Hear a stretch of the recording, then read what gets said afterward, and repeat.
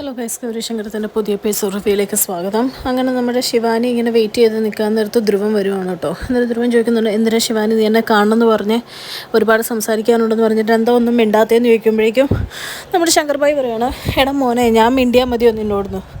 അത് കേൾക്കുന്നത് ധ്രുവൻ ആകെ ഞെട്ടുവാണ് കേട്ടോ. അത് കഴിയുമ്പോൾ ശങ്കർഭായി അടുത്ത് വരുമ്പോഴത്തേക്കും ശങ്കർഭായി ഞാൻ ഒരുപാട് തെറ്റ് ചെയ്തിട്ടുണ്ട്, അതെനിക്കറിയാം എന്നൊക്കെ പറഞ്ഞു ധ്രുവൻ ഇങ്ങനെ ഓരോ കാര്യങ്ങൾ ഇങ്ങനെ പറഞ്ഞ് ന്യായീകരിക്കുവാണ്. അതേസമയത്ത് നമ്മുടെ ശിവാനിയോട് ചോദിക്കുന്നുണ്ട്, നീ എന്നെ ചതിക്കുമായിരുന്നല്ലേ എന്ന് ചോദിക്കുന്നുണ്ട്.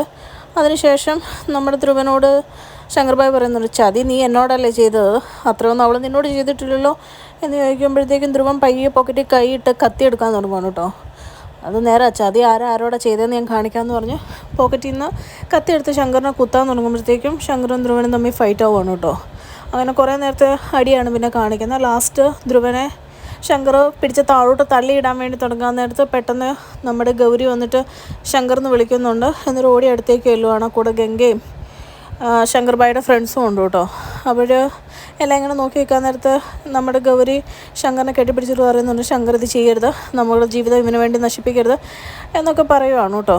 അപ്പോഴൊന്നും ശങ്കർ കേൾക്കുന്നില്ല. ലാസ്റ്റ് ശങ്കറിനോട് ഗൗരി പറയുന്നുണ്ട്, ധ്രുവൻ ജീവിച്ചിരിപ്പുണ്ടെന്ന് ഞാൻ തെളിയിക്കുകയാണെങ്കിൽ ശങ്കർ ഞാൻ പറയുന്നൊരു കാര്യം അനുസരിക്കാമെന്ന് പറഞ്ഞ് ഓർക്കുന്നുണ്ടോ, ആ കാര്യം ഞാനിപ്പോൾ ചോദിക്കുക, ഇവനെ വെറുതെ വിടണമെന്ന് പറയുവാണ് കേട്ടോ. അപ്പോഴത്തേക്ക് ശങ്കർഭായി പറയും, ഇവനെ പേടിച്ചിട്ടല്ല, എനിക്ക് ഇവരെ കൊന്നു കഴിഞ്ഞാൽ ജയിലിൽ പോകണം എന്നുള്ള പേടി കൊണ്ടും അല്ല ഞാൻ വെറുതെ വിടണേ, പക്ഷേ നീ ആയിരുന്നു ഗൗരി ശരി, ആ ഒരൊറ്റ ഇതിൽ ഞാൻ ഇവൻ്റെ ജീവിതം ഭിക്ഷയായിട്ട് കൊടുക്കുക എന്ന് പറയുകയാണ് കേട്ടോ.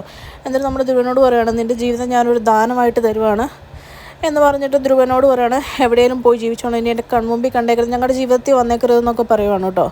പേടിച്ച് ധ്രുവൻ അവിടെ നിന്ന് കയറി പോവുകയാണ്. അത് കഴിഞ്ഞ് ശങ്കറും ഗൗരിയും കെട്ടിപ്പിടിച്ചെന്ന് കരയുവാണ് കേട്ടോ.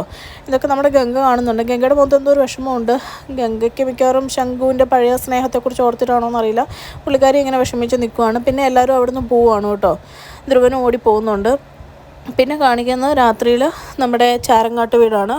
അപ്പോൾ നമ്മുടെ ശങ്കർഭായിക്ക് നമ്മുടെ ഗൗരി ചൂട് പിടിച്ചു കൊടുക്കുകയാണ് കേട്ടോ. അപ്പം നമ്മുടെ ഗൗരി ചോദിക്കുന്നുണ്ട് ശംഖുവിന് എന്നോട് ദേഷ്യമാണോ, എന്നോട് എന്തോ ഒന്നും മിണ്ടാത്തതെന്നൊക്കെ ചോദിക്കുന്നുണ്ട്. അപ്പോഴത്തേക്കും നമ്മുടെ ശങ്കർ തിരിഞ്ഞിട്ട് പറയുകയാണ്, എനിക്ക് നിന്നോട് ദേഷ്യപ്പെടാൻ പറ്റുമോ ഗൗരിയെ എന്നൊക്കെ ചോദിക്കുന്നുണ്ട് കേട്ടോ. എന്നിട്ട് പറയുന്നുണ്ട്, നിനക്ക് നാളെ ഒരു സർപ്രൈസ് ഉണ്ട് എന്ന് പറയുമ്പോൾ ഗൗരി ചോദിക്കുകയാണ്, അതെന്താ എന്നിങ്ങനെ ചോദിക്കുമ്പോൾ പറയും, സർപ്രൈസ് ആരെങ്കിലും പറയുമോ എൻ്റെ പെണ്ണേന്ന് ചോദിക്കുവാണ്. എന്നിട്ട് അവർ രണ്ടുപേരും കൂടെ കെട്ടിപ്പിടിച്ച് അവിടെ അങ്ങനെ ഇരിക്കുന്നതായിട്ടാണ് കാണിക്കുന്നത് കേട്ടോ. അതേസമയം നമ്മുടെ പ്രൊഫസറിൻ്റെ വീട്ടിൽ നമ്മുടെ നന്ദിനിയമ്മ ഭയങ്കരമായിട്ട് വിഷമിച്ചിരിക്കുവാണ് കേട്ടോ. നന്ദിനിയമ്മ വിഷമിച്ചിരിക്കുന്നുണ്ട്. നമ്മുടെ വേണി ആദർശന് വെള്ളം എടുക്കാൻ വേണ്ടി അങ്ങ് വരുമ്പോഴത്തേക്കും എന്താ നന്ദിനിയമ്മയെന്ന് ചോദിക്കുമ്പോഴത്തേക്കും നമ്മുടെ ഗൗരിയുടെ കാര്യം നന്ദിനിയമ്മ പറയുവാണ് കേട്ടോ. ഞാൻ ഒരിക്കലും ഗൗരിയോട് അങ്ങനെ പറയാൻ പാടില്ലായിരുന്നു, അവൾക്ക് വിഷമമായി കാണും എന്നൊക്കെ പറയുമ്പോഴത്തേക്കും വേണി ആശ്വസിപ്പിക്കുന്നുണ്ട്. അതിപ്പം എൻ്റെ അച്ഛൻ എന്നെ എന്തൊക്കെ പറയുന്നു, കുഴിച്ചു മൂടും എന്നൊക്കെ പറയാറുണ്ടല്ലോ മഹാദേവൻ, എന്ന് വെച്ചാൽ അങ്ങനെ ചെയ്യുമെന്നാണോ എന്നിങ്ങനെ ചോദിക്കുവാണ്. അത് ഗൗരിക്ക് മനസ്സിലാവും, ആ അവസ്ഥയിൽ നന്ദിനിയമ്മ പറഞ്ഞു പോയതാ എന്നൊക്കെ ഗൗരിക്ക് മനസ്സിലാവും എന്നൊക്കെ പറഞ്ഞ് ആശ്വസിപ്പിക്കുവാണ് കേട്ടോ. ഞാനിനി എന്ത് ചെയ്യും എന്ന് പറഞ്ഞിങ്ങനെ നന്ദിനിയമ്മ പിന്നെയും വിഷമിച്ചിരിക്കാൻ നേരത്തെ വേണി പറയുകയാണ്, ചെയ്യാനാണെങ്കിൽ ഒരൊറ്റ കാര്യമുള്ളൂ, നന്ദിനിയമ്മ ഫോൺ എടുത്ത് ഗൗരീനെ ഒന്ന് വിളിച്ച് സംസാരിക്കുക, അതിൻ്റെ ഒരു കാര്യമുള്ളൂ, പ്രശ്നങ്ങളൊക്കെ അപ്പം തീരുമെന്ന് പറയണം കേട്ടോ. ഇത് കേട്ടുകൊണ്ട് നമ്മുടെ ആരതി മോൾ അങ്ങ് വരുവാണ് കേട്ടോ. എന്നിട്ട് പറയണം, വേണ്ട അമ്മ വിളിക്കണ്ട.